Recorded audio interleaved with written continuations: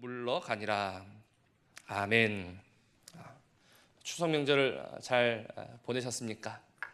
정말 더도 말고 덜도 말고 한가위만 같아라 라는 말처럼 우리 성도님들의 삶과 가정 속에 하나님의 은혜와 하나님의 복이 늘 함께하기를 주의 이름으로 기도합니다.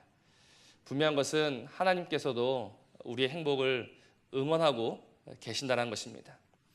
하나님은 그 누구보다 그 무엇보다 우리의 행복을 바라고 계십니다. 다만 하나님이 우리에게 이 행복을 주고자 하실 때 그 행복의 방법, 그러니까 우리에게 이 행복을 주시는 방법이 우리가 생각하는 것과 조금 달라서 그렇지 하나님은 분명 우리에게 그 무엇과도 비교할 수 없는 복을 주고자 하십니다. 오늘 욥기 말씀을 통하여서 하나님 우리에게 주고자 하시는 복이 무엇인지 함께 살펴보고자 합니다. 우리는 행복을 이야기할 때 무엇을 빼놓을 수가 없습니까? 교회 다니는 사람들의 모범적인 답은 이미 정해져 있죠. 그 답은 누가 물어도 언제 물어도 하나님입니다. 근데 정말 우리 마음속에 있는 답이 그러한가라는 것이죠. 정말 우리는 우리의 행복을 이야기함에 있어서 정말 가장 자신 있게 하나님입니다라고 말해야 하지만 그러나 우리 속에 알게 모르게 감춰져 있는 답은 무엇입니까? 잘 보이지 않게 꽁꽁 싸며 놓았지만 그러나 결코 포기할 수 없는 답, 사실 그것은 돈입니다. 행복을 이야기하면서 돈을 빼놓을 수가 없습니다. 명절에는 로또 1등 당첨금이 평소보다 조금 많다고 합니다. 무슨 이야기입니까? 평소에는 로또에 관심을 가지지 않다가 괜히 명절이 되면 로또 복권 한 장 사고 싶은 것이 사람의 마음이란 것이죠.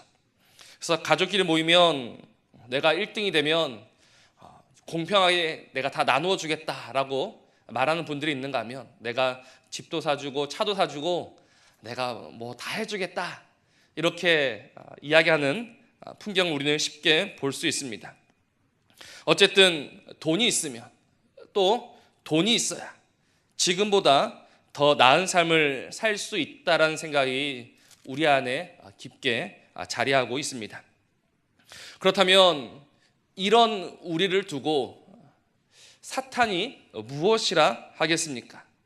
돈이 있어야 조금 더 행복하게, 조금 더 그래도 한 번 사는 인생 조금 더 재미있게 살 수 있지 않겠느냐라고 생각하고 있는 우리들에게 이 사탄은 아주 효과적인 전략을 취할 것입니다. 오늘 11절 말씀이죠. 이제 주의 손을 펴서 그의 모든 소유물을 치소서. 그리하시면 틀림없이 주를 향하여 욕하지 않겠나이까. 우리는 꼼짝없이 이 함정에 빠지고 말 것입니다.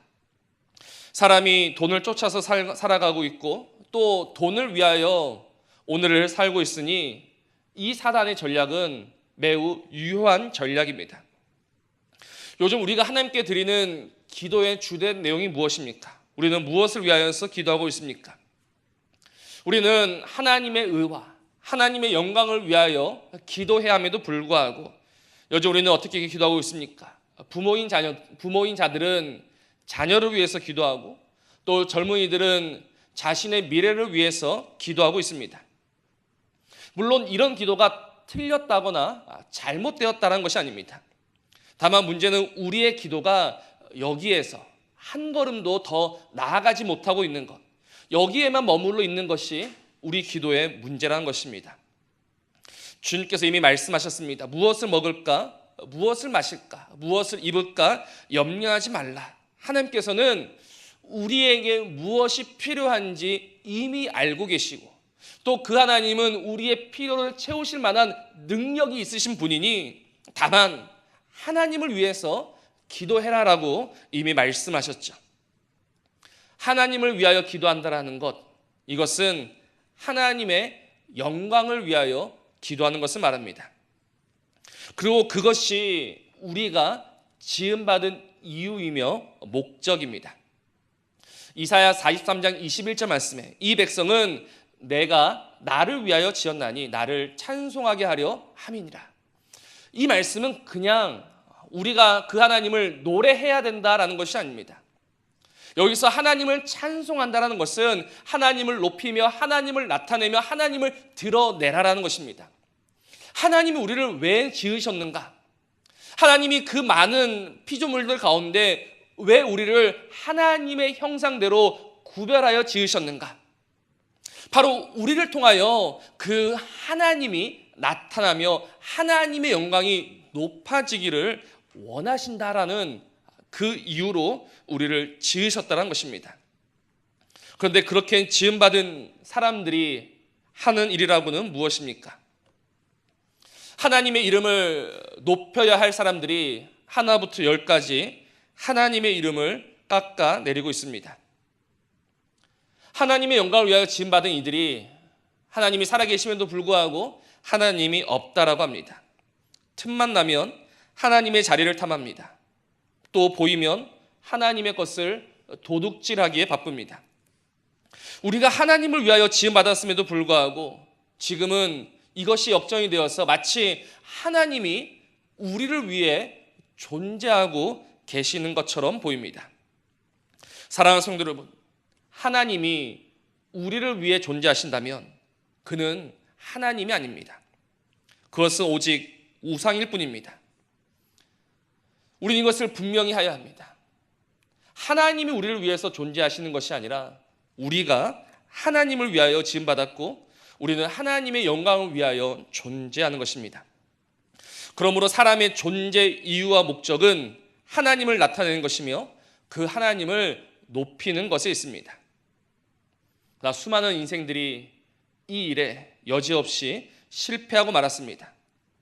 첫사람 아담부터 시작해서 정말 이 일에 성공한 인생들이 어디에 있습니까? 그러나 참으로 감사한 것은 사람들이 이 하나님의 영광을 나타내는 그 일에 실패하였음에도 불구하고 오늘 우리가 실패했으니 하나님이 인생들을 멸하시고 새로운 것들을 창조하셨는가? 그렇지 않다는 것입니다. 우리의 실패와 우리의 반역에도 불구하고 하나님은 이 인생들을 놓지 않으셨습니다. 오늘 우리는 그 하나님의 이름을 깎아내리는 일에 몰두했음에도 불구하고 그러나 하나님은 이 인생들을 붙잡아 주셨습니다. 그리고 그 인생들을 붙잡으시고 하나님을 아는 자리로, 하나님을 인정한 자리로 친히 이끌어 주십니다. 이것이 바로 욥기의 이야기입니다. 다시 오늘 본문으로 돌아와서 사탄이 지금 감히 하나님을 도발하고 있습니다.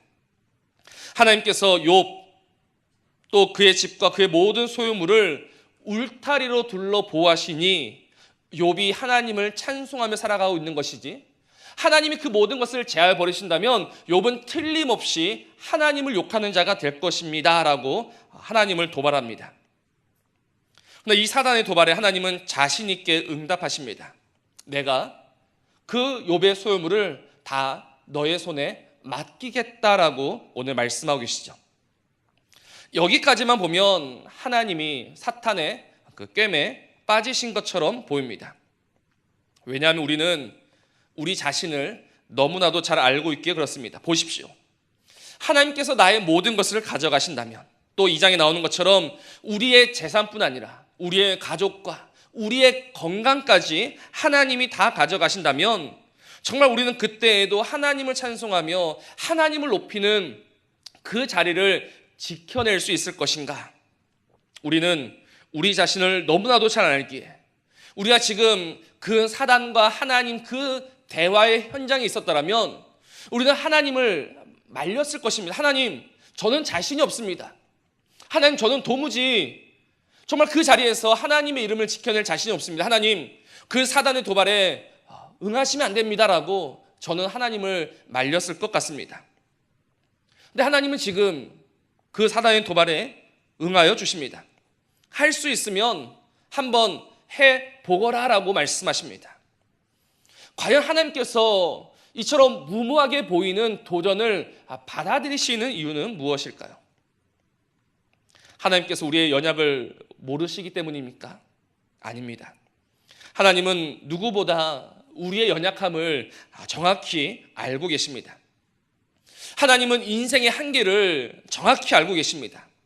그렇다면 우리의 연약과 우리의 한계를 그가 다 알고 계심에도 불구하고 하나님께서 오케이 하신 이유는 과연 무엇이란 말입니까? 이는 우리가 가지고 있는 능력에 근거한 승낙이 아닙니다. 하나님이 그 사단의 도발을 받아들이신 것은 우리 때문에 받아들이신 것이 아니라 하나님의 다함없는 힘과 능력에 근거한 승낙이었다는 것이죠. 오늘 우리는 할 수 없고 우리는 버틸 수 없음에도 불구하고 하나님께서 그렇게 해보거라라고 말씀하신 것은 이 싸움은 그 욥의 싸움이 아니라 내가 친히 싸우겠다라는 것을 의미하는 것입니다. 그래서 하나님께서 직접 역사하신다라는 의미가 어디에 있느냐? 바로 하나님께서 사단에게 욥의 소유물을 다 맡기시면서도 한 가지 금하신 것이 있습니다. 무엇입니까? 다만 그의 몸에는 손을 대지 말라라고 하셨습니다. 왜 그의 몸에는 손을 대지 말라라고 하셨겠습니까? 그의 몸은 내가 내 손으로 붙들겠다는 것입니다. 뒤에 2장 6절에도 같은 말씀이 나옵니다. 여호와께서 사탄에게 이르시되 내가 그를 내 손에 맡기노라. 다만 그의 생명은 해하지 말라라고 하십니다. 이 말씀은 그 욥의 생명은 내가 내 손으로 지키겠다라는 그런 말씀입니다. 그러니 이 말씀을 좀 쉽게 풀어보면 이렇게 설명할 수 있을 것입니다. 사탄아, 어디 네가 하고 싶은 대로 마음껏 한번 해보아라. 욥이 가지고 있는 모든 것을 다 가지고 가거라. 나는 다만 내 손으로 내 사랑하는 욥, 그 욥을 붙들고 있을 것이니 이제 누가 이기나 한번 해보자라고 말씀하고 계시는 것이죠. 이것은 하나님은 욥이 가지고 있던 모든 것들은 욥이 아니라 욥의 껍데기라고 생각하고 계심을 의미합니다. 그래서 욥은 그 껍데기가 없어도 욥은 나를 배반하지 않을 것이야 라고 오늘 말씀하고 계시는 것이죠. 그러나 사탄은 반대로 이야기합니다. 그 껍데기야말로 욥 그 자체이니 이 껍데기를 잃어버린 욥은 하나님을 욕할 것이야 라고 지금 말하고 있는 것입니다. 사랑하는 성도 여러분, 누구의 생각이 옳습니까? 오늘 우리가 가지고 있던 모든 것들은 껍데기일 뿐이니 이 껍데기가 없더라도 나의 백성은 나를 찬송하는 그 자리에 서 있을 것이야 라고 말씀하시는 하나님이 옳으십니까? 아니면 그 껍데기 없이는 하나님을 찬송하는 그 자리에 있을 수 없을 것입니다 라고 주장하고 있는 사단이 옳은 것입니까? 과연 누가 이 싸움에서 승리하게 될까요? 이 싸움의 승패를 알아보려면 어떻게 해야 합니까? 과연 하나님의 말씀이 옳은 것인지 사단의 주장이 옳은 것인지 알아보기 위해서는 어떻게 해야 합니까? 바로 그 인생의 껍데기들을 벗겨 보아야 하는 것이죠. 그 껍데기를 벗기기 이전에는 그 누구도 그 싸움의 승패를 말할 수가 없습니다. 그래서 욥의 까닭없는 이유와 욥의 까닭없는 고난과 아픔이 시작되는 것입니다. 왜 욥이 이처럼 아파해야 했는가? 왜 욥이 이처럼 고난을 당해야 했는가? 그것은 바로 그 껍데기가 없음에도 불구하고 욥이 하나님을 찬양하는 자가 될 것인가? 아니면 그 껍데기가 없기 때문에 하나님을 버리는 자가 될 것인가? 바로 이것을 하나님이 보고자 하시는 것입니다. 누군가는 이 싸움의 원인을 보면서 분명 하나님을 비난하는 이들도 있을 수가 있습니다. 어떻게 그런 이유로 우리를 이 고난과 이 어려움 속에 집어넣으실 수 있는가? 왜 애꿎은 고래 싸움에 우리의 등이 터져야만 합니까? 라고 묻고 싶은 이들도 분명 있을 줄로 압니다. 사실 그 질문은 욥의 질문이었습니다. 욥은 그 고난을 당하면서 도저히 이해할 수가 없었습니다. 그래서 하나님 앞에 끝까지 고집 피우고 있는 욥을 그 친구들은 어떻게 합니까? 꾸짖고 나무랍니다. 네가 무엇인가 잘못했기 때문에, 너에게 무슨 문제가 있기 때문에 이런 일이 생긴 것인지 까닭 없는 아픔과 까닭 없는 슬픔은 없다라고 친구들은 말합니다. 욥은 이 친구들의 말을 도저히 받아들일 수가 없습니다. 욥은 억울하고 또 억울합니다. 그런데 지금 욥만 억울합니까? 사실 우리도 억울합니다.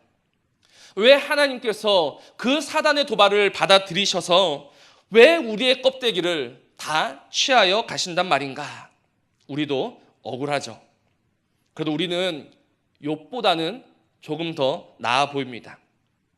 왜냐하면 우리는 욥기를 통하여서 분명 납득할 수는 없지만 이 이유를 그래도 들었기 때문입니다. 이 하나님의 이유가 납득이 안 되고 수긍이 안 돼서 답답할 수는 있지만 욥은 어떻습니까? 욥은 이 이유를 모릅니다. 하나님은 철저히 그에게 침묵하셨습니다. 그래서 욥은 더 힘들고 더 괴롭고 더 아픕니다. 그럼 하나님은 왜 이토록 침묵하셔야만 했느냐는 것입니다. 우리는 이 욥의 답답함을 보면서 사실 하나님도 정말 이 욥 못지않게 답답하셨음을 우리는 생각해야 합니다. 그것이 바로 믿음입니다. 하나님께서 사단의 도발을 받아들이시면서 그래, 네 마음대로 해보거라라고 말씀하시고 하나님은 그저 팔짱만 끼고 욥을 보고 계셨을까요? 만일 그렇게 생각하신다면 그것은 크나큰 오해입니다. 이미 말씀을 드렸듯이 지금 이 대결은 사단과 욥의 대결이 아니라 하나님과 사단의 대결입니다. 그리고 그것도 승패가 명확히 갈린 것처럼 보이는 싸움. 누가 보더라도 하나님에게 불리한 싸움이지 않습니까? 그런데 하나님께서 이 불리한 싸움을 받아들이시고 그저 팔짱만 끼고 느긋하게 욥을 바라보고 계셨다? 그렇지 않다는 것이죠. 정말 만에 하나 사단이 이 싸움에서 이기기라도 한다면 하나님의 영광과 하나님의 명예와 하나님의 위엄은 어떻게 되겠습니까? 그렇기 때문에 지금 이 싸움은 한낱 피조물뿐인 욥에게 하나님의 모든 영광과 명예를 맡긴 싸움, 하나님의 이름을 건 싸움, 하나님의 모든 것을 건 싸움이라는 것입니다. 그렇기 때문에 고난당하는 욥만 답답한 것이 아니라 그 욥에게 자신의 모든 것을 건 하나님 그분도 답답하시다는 것이죠. 과연 욥이 내 이름을 지켜낼 것인가? 지금까지 수많은 인생들이 내 이름을 버렸고 내 이름을 욕되게 하였는데 과연 이 욥은 내 이름을 지켜줄 것인가? 과연 이 욥은 내 이름을 위하여 여전히 그 찬양의 자리를 지켜낼 것인가? 욥뿐 아니라 하나님도 답답하셨을 거라는 것입니다. 그렇기 때문에 우리가 당하고 있는 이 고난은 그저 우리의 고난으로 생각하시면 안 됩니다. 우리의 고난에 반드시 누가 함께하고 계십니까? 하나님이 함께하고 계십니다. 내가 아파하면 그도 아파하시면서 내가 울고 있으면 그도 우리와 함께 눈물을 흘리시면서 일어나라, 내가 여기에 있다라고 말씀하시는 하나님이시죠. 그래서 우리는 이 고난과 아픔과 시련 속에서 그럼에도 불구하고 우리를 붙들고 계시며 우리의 본질을 지켜주고 계시는 그 하나님을 발견하게 되니, 그러니 고난당하는 것이 나에게 유익이다라고 고백할 수가 있게 되는 것입니다. 사단이 우리의 모든 껍데기를 다 가져간다 할지라도 그래도 우리의 생명과 우리의 본질을 친히 붙드시는 하나님, 우리는 바로 우리의 아픔을 통하여서 우리의 고난을 통하여서 이 나를 붙드시는 하나님을 알게 되니 여전히 그 고난의 자리에서 그 아픔의 자리에서 하나님을 찬양하며 하나님을 높이는 자리로 나아갈 수 있게 되는 것입니다. 그래서 욥의 결론이 무엇입니까? 욥이 마지막에 이렇게 고백하고 있죠. 내가 주께 대하여 귀로 듣기만 하였사오나 이제는 눈으로 주를 배옵나이다. 그러므로 내가 스스로 거두어 드리고 티끌과 재 가운데서 회개하나이다 라고 욥이 고백을 합니다. 처음에 욥은 나는 회개할 것이 없다라고 했습니다. 근데 마지막 그 순간 욥이 말하기를 내가 이제 회개합니다라고 말하고 있습니다. 욥이 지었던 죄가 무엇입니까? 욥이 하나님 앞에서 범했던 죄가 무엇입니까? 그것은 바로 하나님을 보지 못했던 죄입니다. 자신의 껍데기가 잘려나가는 그 아픔 속에서 하나님이 나를 버리셨다, 하나님이 나를 만나주지 않으신다, 하나님이 나를 잊으셨다라고 품었던 그 생각과 그 마음이 죄였다라는 것이죠.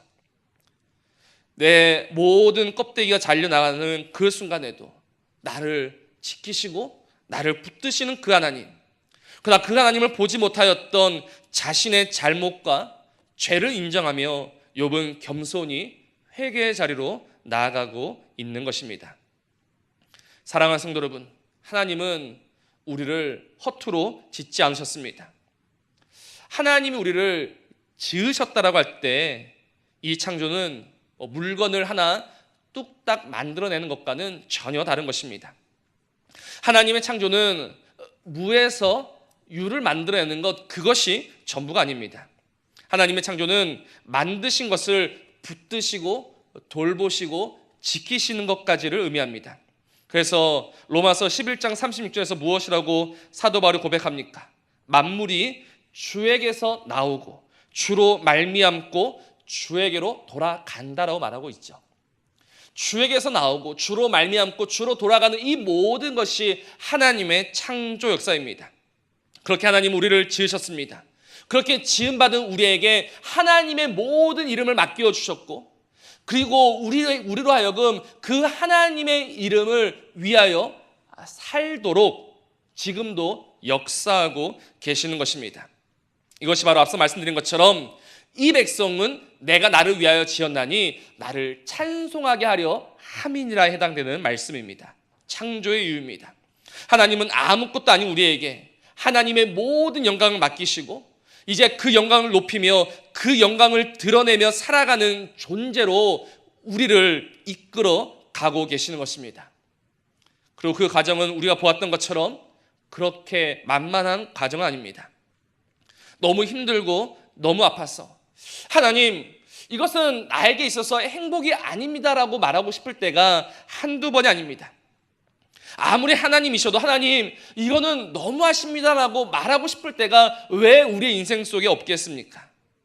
그러나 그 모든 과정은 한낱 피조물인 저와 여러분이 진정 하나님을 알게 되는 과정이요, 하나님을 보게 되는 과정이며, 정말 우리가 하나님을 나타내며 하나님을 높이며 하나님의 영광을 위하여 살아가도록 하시기 위한 하나님의 도전이고 하나님의 싸움이며 하나님의 승부임을 우리는 알아야 합니다. 하나님은 이 일을 위하여서 사단의 도발을 받아들이셨고, 그리고 그 욥을 붙드시면서 그 욥을 지켜내셨고 욥을 승리의 자리로 친히 이끌어 가셨던 것입니다. 그러니 이제 우리는 무엇을 결단하고 무엇을 기도해야겠습니까? 전 두 가지 기도 제목을 말씀을 드립니다. 이제 우리가 하나님의 영광을 위하여 지음받았다면, 그리고 그 하나님이 우리를 지키시고 우리를 붙드신다면 우리는 무엇을 기도해야 할 것인가? 첫 번째는 우리는 우리의 껍데기를 위해서 기도해야 합니다. 껍데기를 위해서 기도한다는 것은 우리의 껍질이 더 커지고 더 화려해지고 더 빛나게 해달라는 기도가 아닙니다.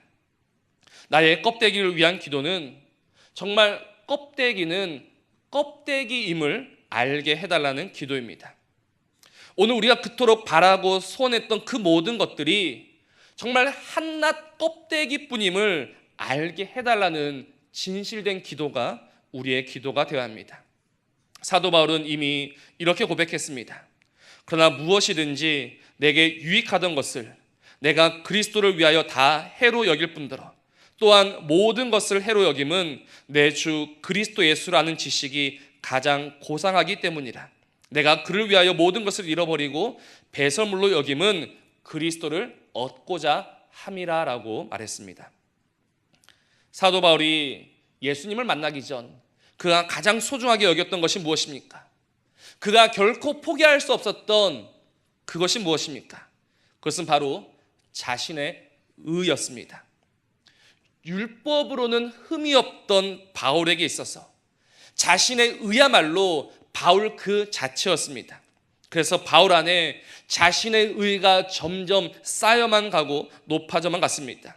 바울은 자신의 의를 바라보며 즐거워하였고 자랑했습니다. 그는 자신의 이 의를 위하여 예수 믿는 자들을 잡아 죽이기까지 했습니다. 그랬던 그 바울이 예수를 만나게 되니 어떻게 변했습니까? 자신 안에 그 높다랗게 쌓여있던 그 모든 것들이 한순간에 무엇이 됩니까? 배설물이요, 쓰레기요, 껍데기가 되었습니다. 그 자신의 의를 위해서 한평생을 살아왔던 바울인데 이제 그 자신의 존재 이유와 내가 왜 지금 이 땅에 살아가고 있는지 이 이유를 알게 되니 자신이 의미를 부여했던, 자신이 가치를 부여했던 그 모든 것을 배설물로 여기고 버리고 있습니다. 그래서 그는 그 모든 것을 버렸고 버리니 그는 예수 그리스도를 얻을 수 있었던 것입니다. 어떻습니까? 우리는 지금 너무 껍데기에 집착하며 살아가고 있지는 않습니까? 마치 그 껍데기가 나인 것처럼 살아가고 있지는 않습니까? 그래서 나를 붙드시는 그 하나님은 보지 못하고 오늘 내 삶 속에서 잘려나가는 그 껍데기들을 보면서 아파하면서 하나님을 원망하지는 않았습니까? 이제는 껍데기는 껍데기임을 깨달아야 합니다. 그것은 하나님께 지음받은 우리의 본질이 아닙니다. 그 모든 껍데기가 잘려나간다 할지라도 우리는 여전히 하나님의 손 안에 있습니다. 오늘 우리가 하나님의 손 안에 있으니 그 누가, 그 무엇이 우리를 하나님의 손에서 빼앗을 수가 있겠습니까? 그러니 기도하셔야 합니다.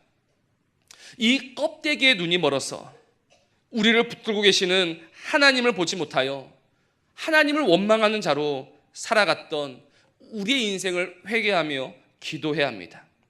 그래서 하나님, 정말 내 모든 인생의 껍데기를 잘려나간다 할지라도, 그러나 껍데기는 다 잃어버렸을지라도 오늘 나는 하나님의 손 안에 있으니 하나님 감사합니다. 하나님 모든 찬양과 모든 높임을 받으옵소서라고 그 하나님을 높이는 자가 되어야 하는 것입니다. 정말 이 기도가 저와 여러분의 기도가 되기를 주님의 이름으로 부탁을 드립니다. 두 번째로 우리가 기도해야 할 것은 무엇입니까? 우리는 기도 가운데 하나님의 능력을 구해야 합니다. 어떤 능력입니까? 바로 버티고 버틸 수 있는 힘을 하나님에게 구해야 합니다. 이것이 너무나도 중요합니다. 왜냐하면 인생은 미련하고 인생은 너무 약하기 때문입니다.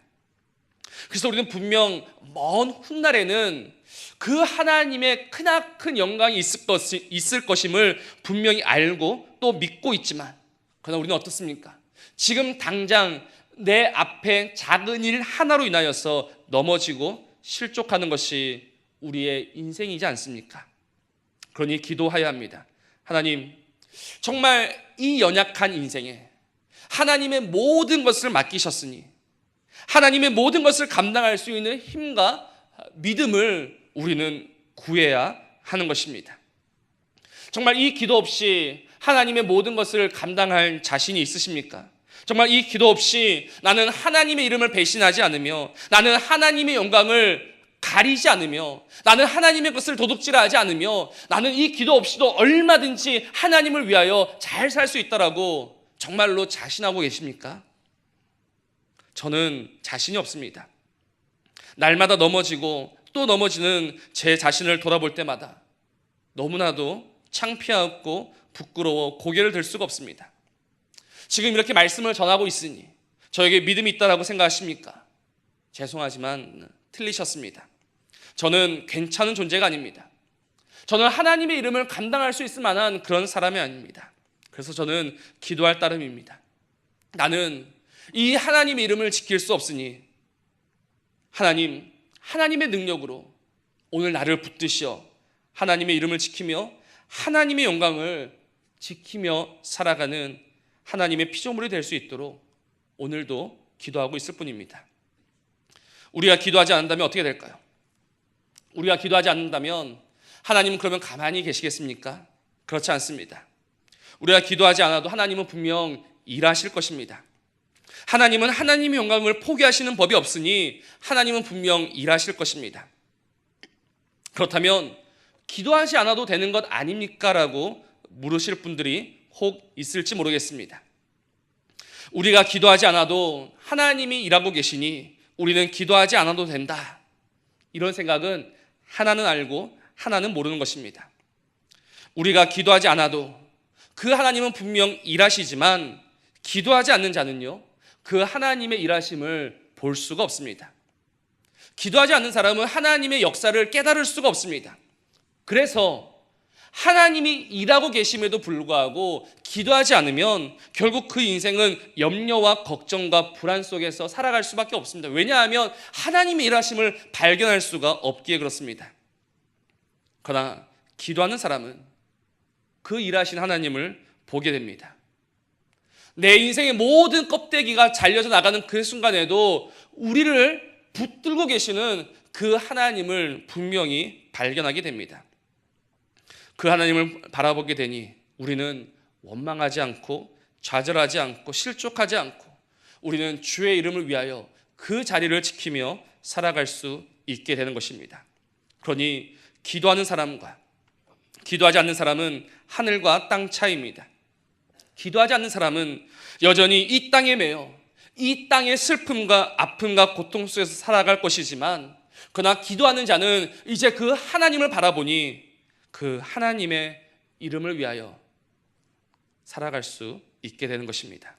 그러니 우리는 힘을 내어 기도해야 합니다.